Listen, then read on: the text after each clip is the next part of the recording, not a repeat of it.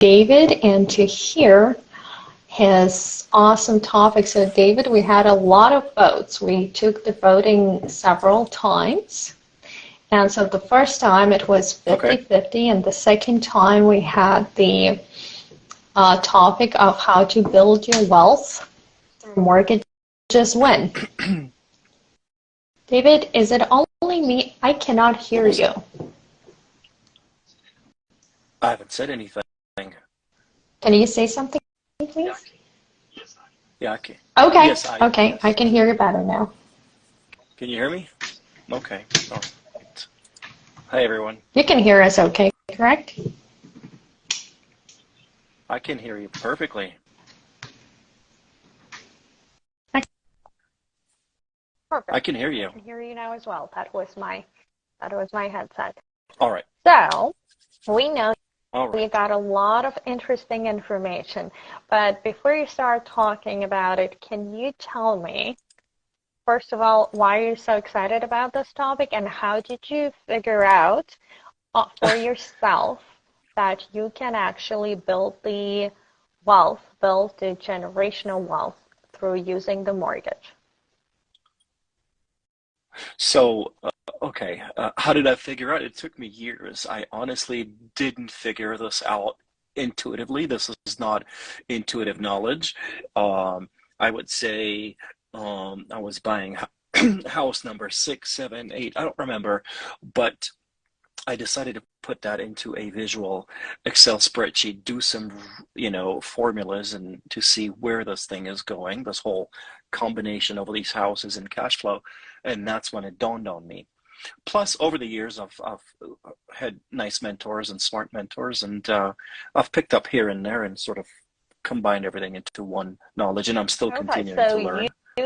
You realize the power of getting a mortgage and financing the homes with the mortgage after you started investing into real estate, correct?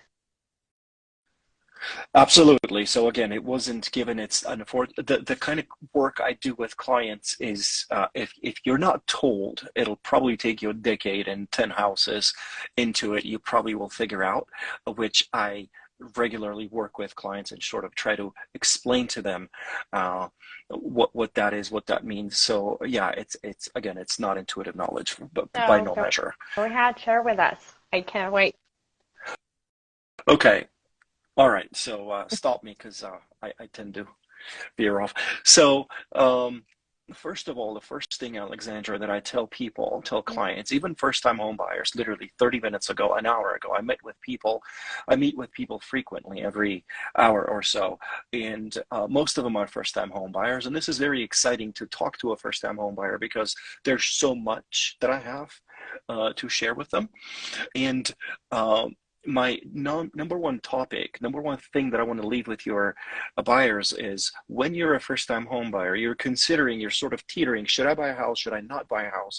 What you're doing is you're basically switching one expense, which is your rent payment. In your mind, you're switching for a mortgage payment. So you still have this renter mentality where you're switching one expense for another, and you're like, no, I don't want to buy now because it's cheaper to rent, for example, for whatever your reasoning may be, because you still have the renter mentality. You're looking at the house as another expense. Well, what I tell clients is it's a $200,000, $300,000, $400,000 asset. It is an investment. So once you buy this, you need to immediately switch your thinking that you're an investor. Yes, you're going to live in it. It's shelter. I get it. It's not a luxury item. You have to live in it. It's a necessity, but it's an investment. So there can be no ifs and buts about this. It's an investment, and once you start treating it as an investment, not only your shelter, lots of interesting things start happening in a person's thinking. Can I clarify something for a moment? So when you were talking about building wealth with mortgage and with real estate, yes. So when we talk about this topic, I want to be very clear that there are two sides to it. Side number one even the house that you live in, your primary residence, is still your investment because you're Yes, building equity, you're building wealth, correct?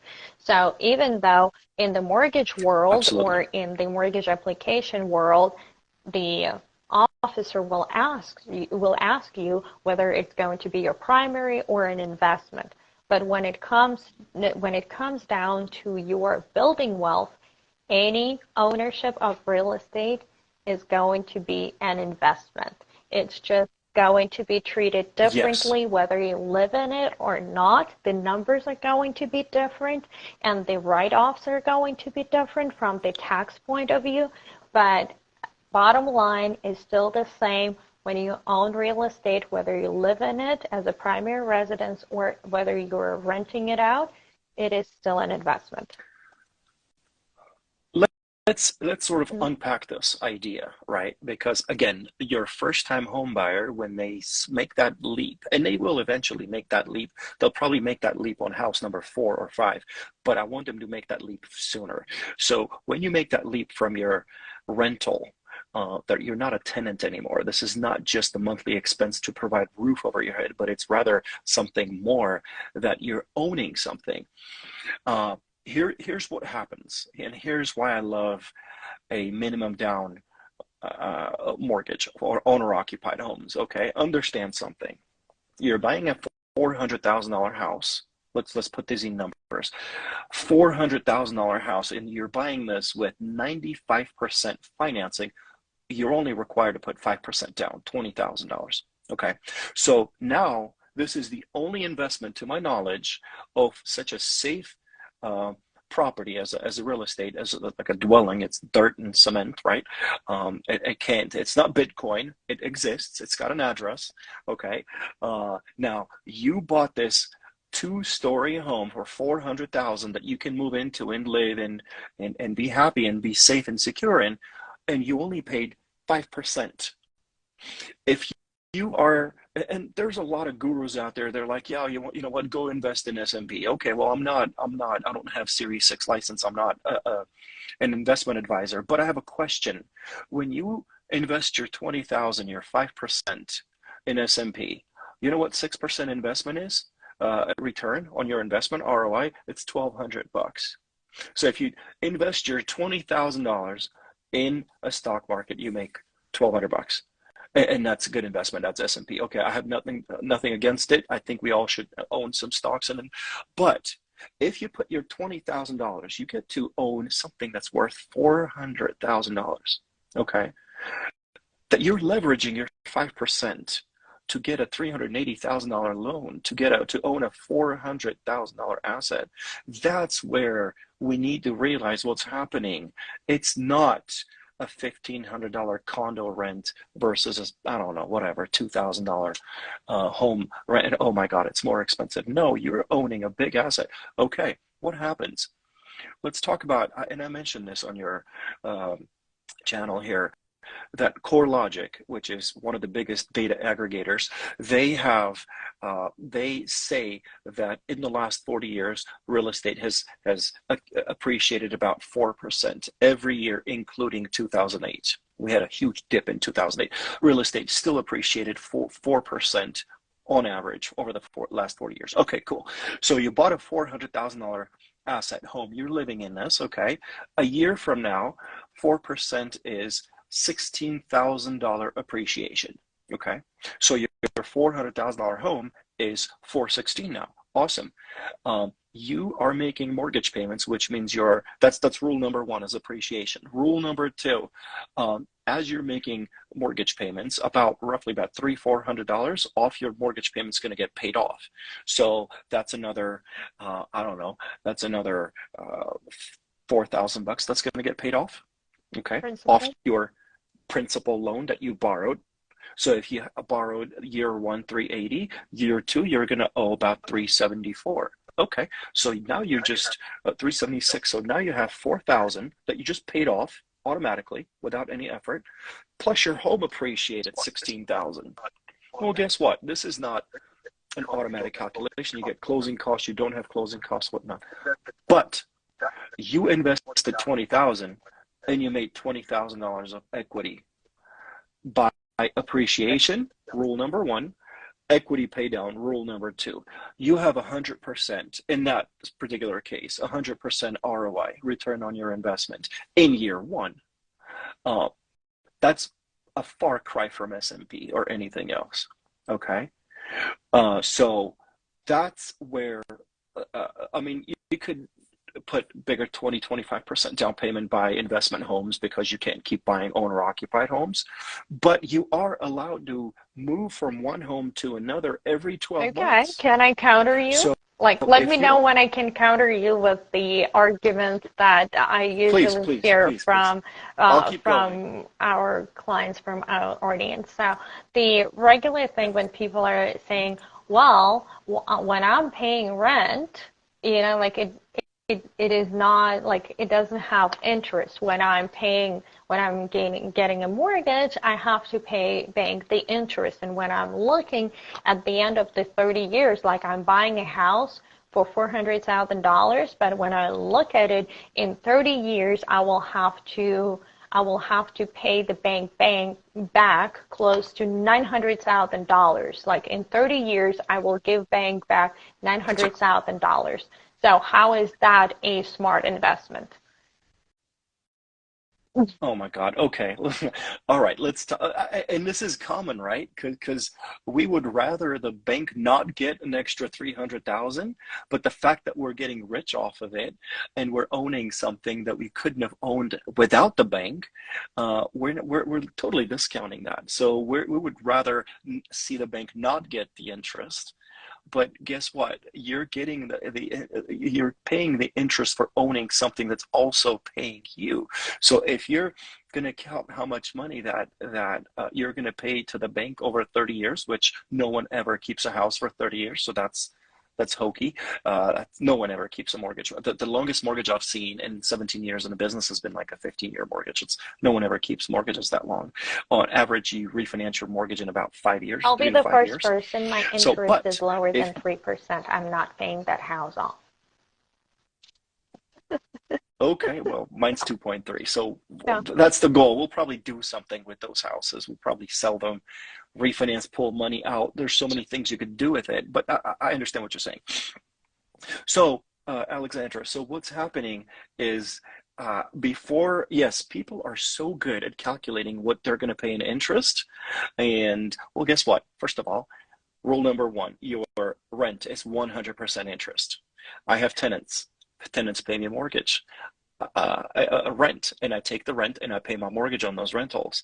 So as far as I'm concerned, I'm making money off of those rentals and the tenants aren't. So again, a rent is 100% interest. The rent is by no measure beneficial than a mortgage. Break it down for everybody who is listening right now and will be listening later on. So when you take a rent payment from your tenant, you're taking that payment and you're putting part of it into your pocket and saving it, and then you're taking the rest of it to the bank. You pay your mortgage, correct? Part of that mortgage payment goes towards your principal, creating you equity, and then part of that mortgage payment made by, not by you but by your tenant, is going to go towards the interest that you pay on the mortgage, that at the end of the year you're going to receive a magic form 1098 taxes. Correct. So once again, breaking it down, that 100% interest payment on the rent that you're paying is actually going to go to your landlord, create part of their savings account, create equity in the landlord's property, and also give a landlord a rebate on their taxes through the mortgage interest. Absolutely. Now, I don't know how much you want me to take this deeper and more complicated, but that's only layer one, okay? Which means, yes, I do collect rent, and that rent pays the mortgage, and there is a little bit of remainder left. That's which is I could pay for my Netflix for all I care, It right? depends. So that's When you bought, what and we talked what about. I'm saying is that you're not the Sure. only landlord in town, so it's not, it's not only you doing it, it is the principle of every single landlord versus tenant. Of course. So yes, so here's what's also happening. You see, inflation is pretty much guaranteed. Let's talk about inflation. Inflation's guaranteed. We hear a lot about inflation, and we're fighting inflation now. Okay, so we're going to have inflation for the rest of our lives. It's my thinking. But when you have a 30-year fixed mortgage, which means you close a house in 2023, your mortgage payment, loan payment, is going to be the same all the way till 2053. Your loan payment's not changing. Well, for those that are thinking that are so savvy in calculating how much interest they're going to pay to the bank, do they think that they're going to collect more rent? Will the rent go up year after year? Because I came across a study that said in Clark County, rent has appreciated about 4% annually, right? So here's what happens when you have a tenant.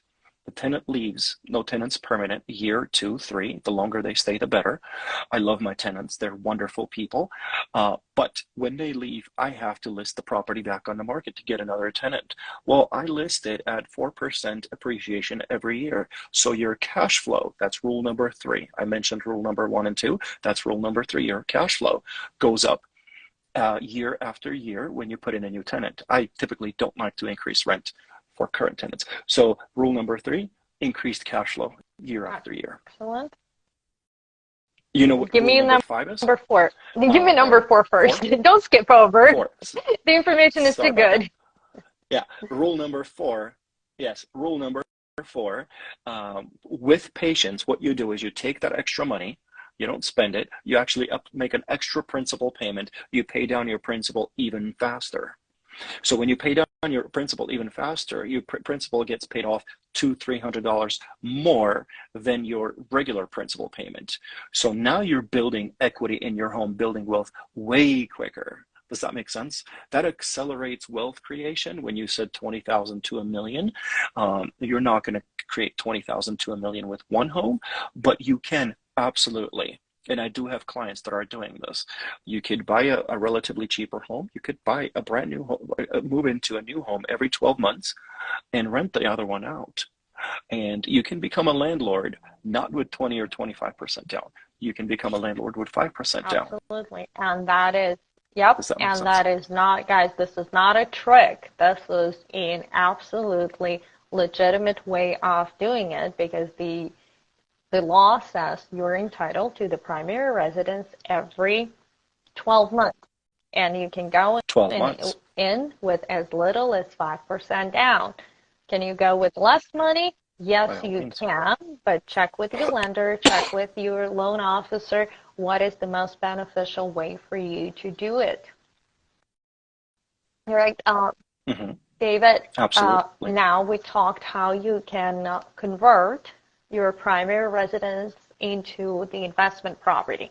Can you give me now a different scenario? Let's say I'm good in saving. Like, I'm good in saving money, and I'm sitting on Sure. an X amount of dollars in the bank. And I'm not sure, like, I was thinking about the Bitcoin, but I changed my mind. So, changed my mind on the stocks.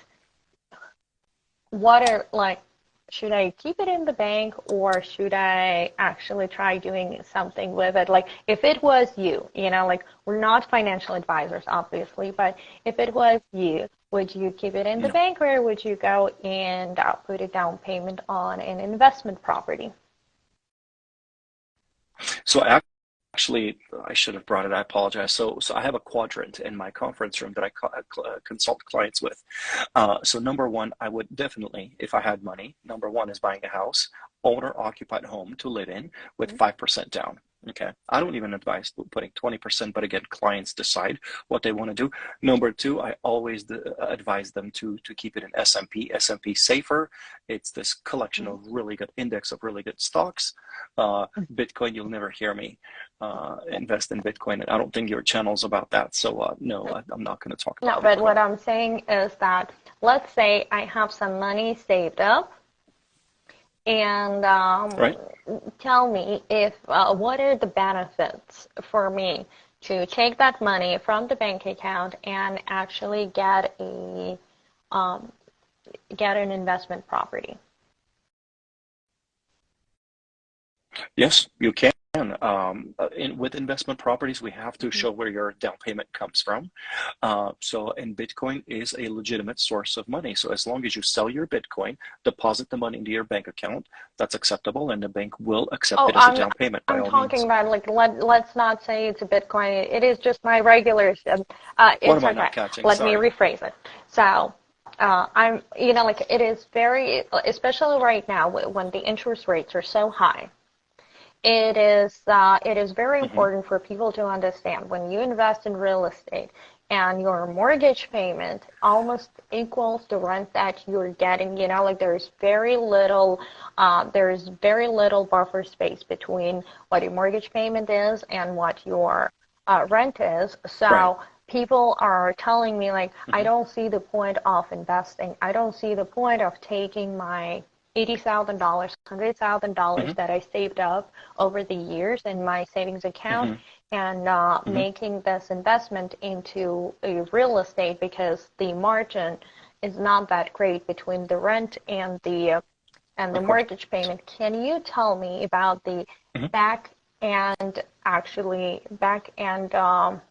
positive things that you get when you have a real estate investment? I'm talking about the tax benefits. I'm talking about the write-offs, because you have the right to talk about it. You were a tax expert as well. So tell me how, like, if my mortgage payment is $2,500 and my rent is, let's say, 24, and my rent is $2,600, like, is $100 a month enough benefit, or are there actually other benefits that I'm getting from owning real estate? So yeah, okay, good question. So when you have a rental property and it goes on your Schedule E on your taxes and you report your rental income, you get to deduct a whole bunch of expenses that home that rental property, because it's technically a business. It's an income producing property. And by all means, property taxes, yes. HOA fees? Interest, HOA, repairs, cleaning, maybe some trips if you really, really want to push the envelope, trips to your property, especially if it's out of town, that's allowed as well. And the big one, and my favorite one, is depreciation. Depreciation is an expense that the wearing off your home gets older. Every home gets depreciated over 27 and a half years. That's the class life for a single family home that the IRS has. So we take your home divided by 27 and a half years, and you get a several $1,000 depreciation without spending a dollar out of your pocket. So I think depreciation is what most people think when and mention when they say tax benefits, because for the interest, yes, it's deductible, but you pay for it. Depreciation, you technically don't spend any dollars for it. So there are additional benefits of owning real estate and Oh yes, being a real estate investor. many. And once again, guys, when you're thinking about investing, you really, really need to consult with the tax advisor, and to have your tax advisor go actually item by item on the things that you actually get to deduct from your taxes, or the depreciation that you get to do on your taxes when you have an investment property. Talk to me as a mortgage professional, please. Like, right now, it is way harder, like, for me as a real estate professional, to actually match the mortgage payment, the potential mortgage payment of my investor with the projected rents. I agree. So, and Yeah. then on top of it, when we have them come so close, like, and there's not there's not much margin between the two. Then I have the question of people asking me, well, what if the property value goes down? Like, I'm going to be upside down, like what's going on? Can you tell me your perspective on it, and how do you hedge yourself from the fact that, yes, there is a chance that there could be the deep dive in the housing prices, and does it bother you? Does it scare you, or does it stop you as an investor? Or you still keep on going, and if you do, then why? So I think the fear is normal. I don't have the fear, and the reason I don't have the fear, I think you're the better person to talk about this because you're the real estate professional, but my personal experience, the 2008 crisis happened because of toxic mortgages. And I very much participated in it because I started doing mortgages in 2005. So I had my share of toxic mortgages originated, unfortunately. And we've all seen the movies, The Big Short and all. And so we know why the 2008 originated. After 2008, we had really, really good laws passed, and we've had a very healthy mortgage market. It's not easy to qualify for a mortgage. We don't have toxic mortgages on the market. So most people have 40 to 50% equities in their homes. So I don't see a crash coming. Now, who knows? I keep hearing this crash might happen. I really don't see it. On the contrary, I think prices are going to skyrocket towards the end of the year.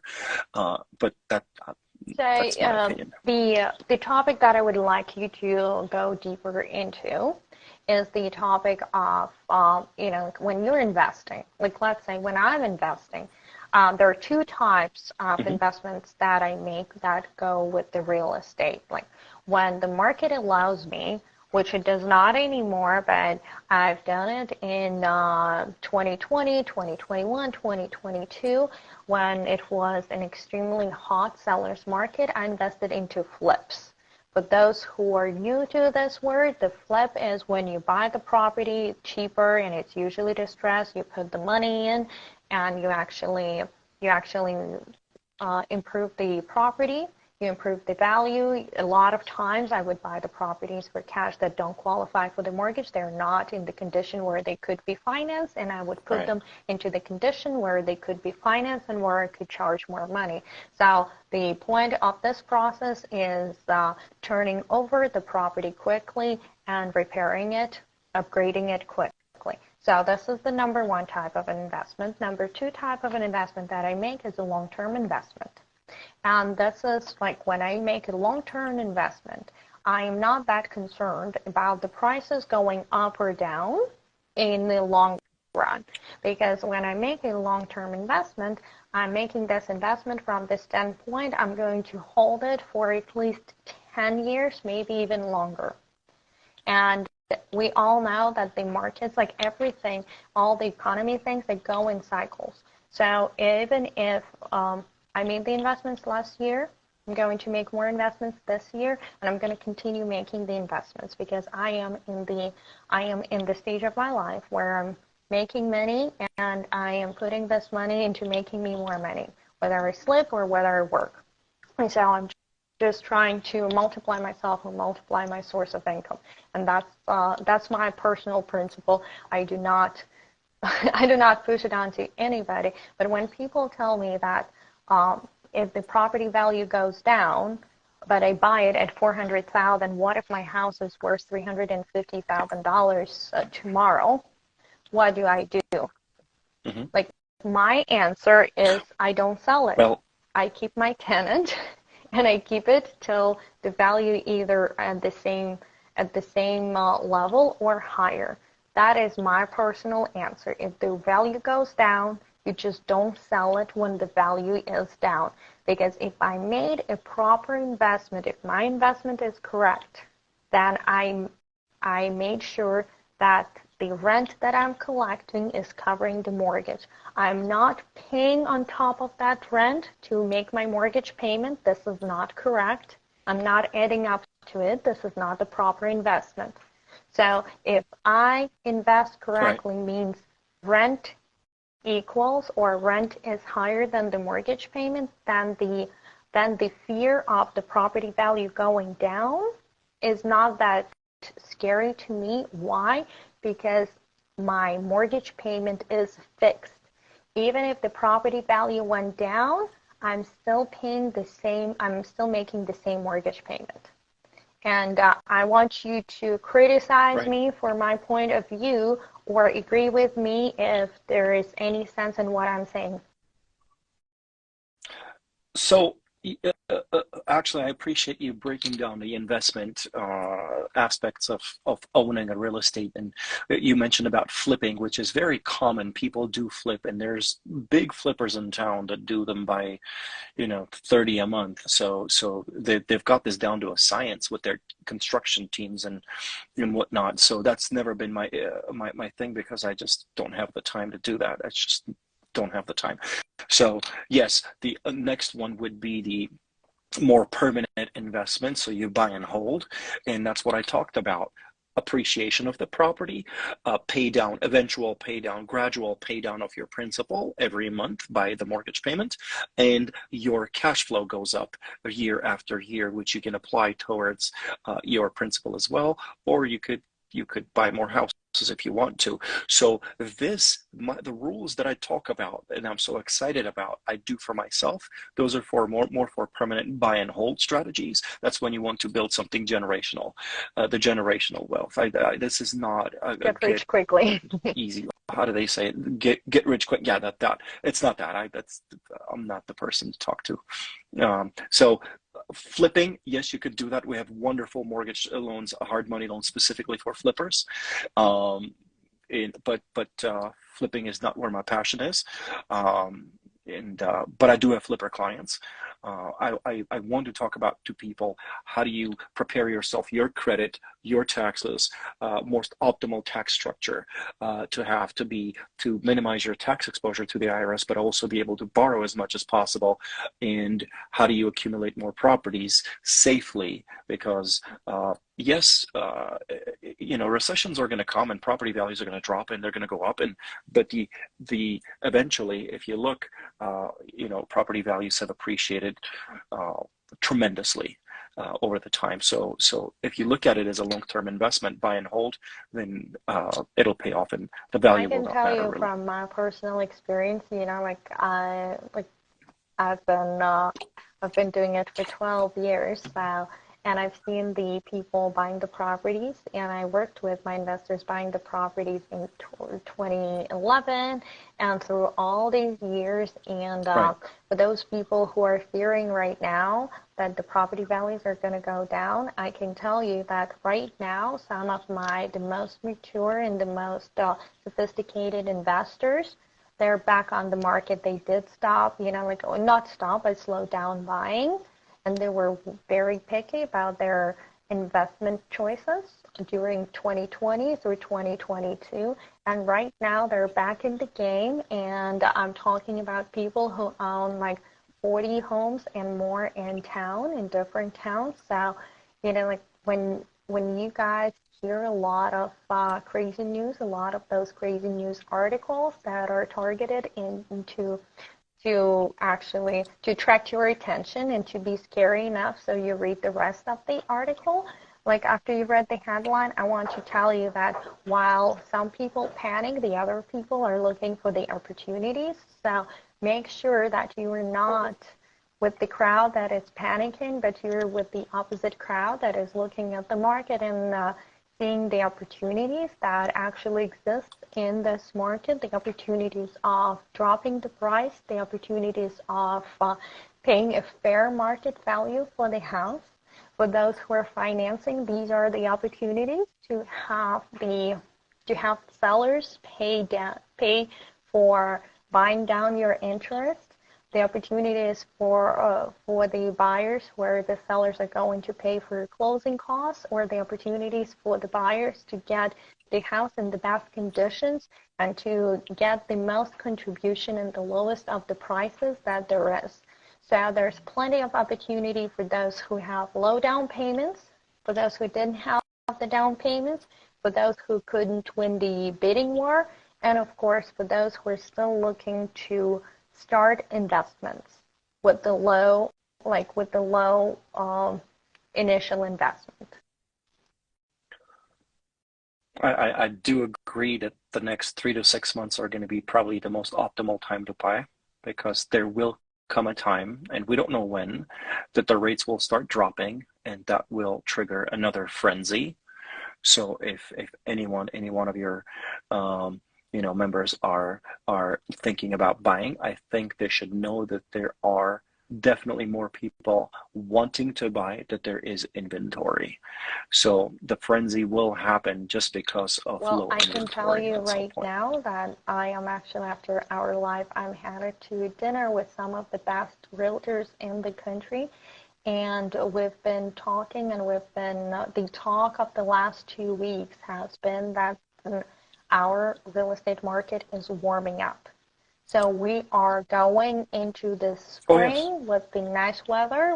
We actually have more mortgage applications. As far as I remember, that we received 28% more mortgage applications, correct, in January than in December. So it means, guys, that more buying power, more buyers are coming into the market. It means that there will be fewer opportunities because there are not many sellers on the market still. We're quite short of the inventory.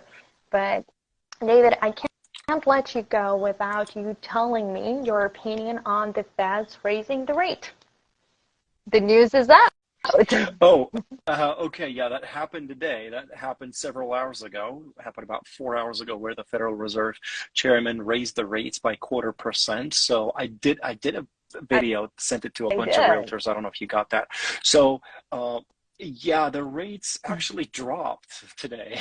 That's the interesting part, that the news always portray what's really happening like backwards, just to extract some fears. Rates dropped. So when the Fed Reserve back in December, Powell said that he was going to increase the rates another point, the banks started adjusting, started sort of baking this 1 point into the rates. So the rates, today's rates already have that adjustment. Banks were preparing for weeks. So actually, when the Fed announced the 0.25% rate increase, the rates dropped from, I want to say, went from like a par rate, average rate from 7.1 to like 6.9 or something. So it dropped out, say, about less than a quarter. But it was interesting where the Fed did increase the rate, but the actual mortgage rates dropped. They may come back up again. We don't know. Now, what's going to happen? The Fed in December, again, I'm going to sort of repeat this. In December, they promised that they're going to increase rates by 1% this year. He increased by quarter today, so he's got 3.75 to increase. Hopefully he's done by April or May, and I think he will be done by April and May, because we have very good inflation signs. Inflation's dropping, so I have a feeling that towards the end of the summer he's going to start decreasing rates. That's what will trigger the frenzy. And this is a good this is a good message for those who are waiting for the 3% rates to come back in order to buy. David, can you tell me how many mortgages per month were you doing, or how many mortgage applications you were getting compared to what you're getting right now when the rates were 3% versus 7%? I mean, I don't need the exact numbers. You can just give us the idea. Well, the 3%, I don't think we'll ever see again. Those are pandemic rates. So let's call things by their names. Those were pandemic rates. Those were artificially decreased rates because the Fed was injecting $40 billion into the mortgage-backed securities market. So we're not going to see 3%. If we see 3%, that's trouble. We're barely trying to get out of that trouble. We're in a very, very bad economy once again. In a tragic. Yeah, which means the Fed is trying to save the economy again. Yeah, so we don't want the Fed to try to save the economy again, God forbid. So I think when they talk about good rates, if 4.75 would be an ideal rate, 5% would be a decent rate. When they talk about good rates, they're going to be give or take about 5%. So 5%. Yeah. So once again, right now, like the going rate, let's say if I went for a conventional mortgage, I would be probably looking at 6.9 or 7%. Let's say 7% for the ease of it. Correct. Can Okay. I ask the seller for the contribution to lower my rate to 5%? Can I buy down? Can I? That's a good Let's go with question. one step at a time. I'm sorry. I'm gonna rephrase myself. Can I buy down with the interest rate, with the current interest rate? Is it possible for me to buy down the rate till like 5 or 5.25? It is absolutely possible to buy down. The lower the rate, the more the cost. But I'll be honest with you, as I'm looking at my pipeline, every contract we've gotten in does have some kind of a contribution from the seller.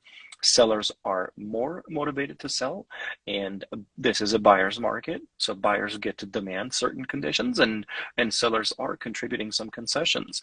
So Can I have it we loud and most of clear? these Can homes I that we have it have, loud and clear coming right off your screen into the ears and eyes I am of looking at my of pipeline. everybody? Yes. They're all, I'm looking at a 6% rate. I'm looking at 6.499% interest rate.